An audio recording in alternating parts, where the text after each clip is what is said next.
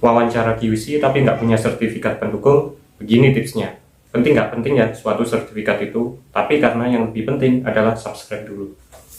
Karena yang dilihat pertama kali oleh HRD atau bahkan sampai usernya adalah CV atau kurikulum vitae, riwayat hidup, maka sertifikat apapun yang teman-teman pernah ikuti, masukkan di sana.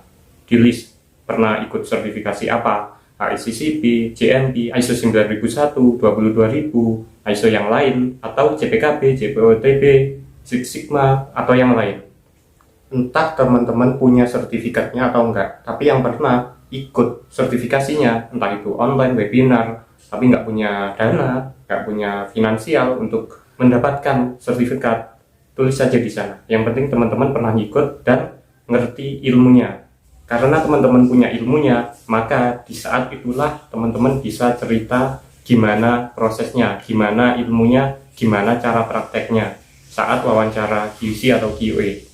Kalau teman-teman paham menguasai dengan ilmunya, pasti teman-teman akan gampang sharing dengan si user atau HRD-nya nanti ya. Misal nih, HACCP, dari pengaplikasiannya, mulai barang datang dari gudang penerimaan itu seperti apa, atau penggunaan mesin sortir, misalkan metal detektor, fungsinya bagaimana, cara kerjanya seperti apa, pengendalian titik kritisnya bagaimana. Yang penting fungsi dan cara kerjanya itu seperti apa dalam mendukung sistem HACCP di industri pangan. Pun dengan sertifikasi yang lain, misalkan GMP, urut-urutan proses pengolahan produk makanan, mulai dari barang datang, penerimaan, proses pengolahan, hingga packaging, dan sanitasi hygiene yang diterapkan di industri. Di situ teman-teman bisa cerita atau sharing dengan si user atau HRD-nya nanti.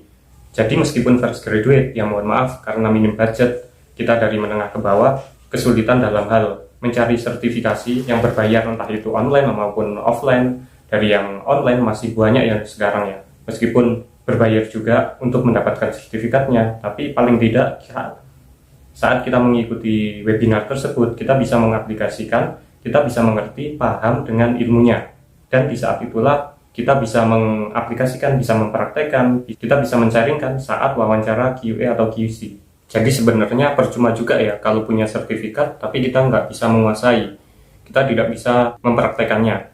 Banyak sertifikasi yang diikuti tapi ya nol lah intinya.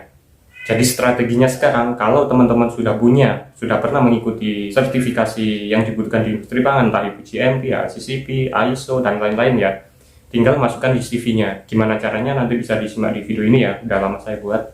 Saya dulu pun juga demikian, banyak seminar-seminar yang saya ikuti, banyak judulnya saya tulis ya, cuman di situ tidak saya cantumkan file atau sertifikat scan-nya, karena percuma juga ya, size file menjadi besar. Oke, jika video ini bermanfaat bagi kamu, coba share ke teman-teman kamu yang membutuhkan juga ya. Semoga saling tercerahkan dan bermanfaat.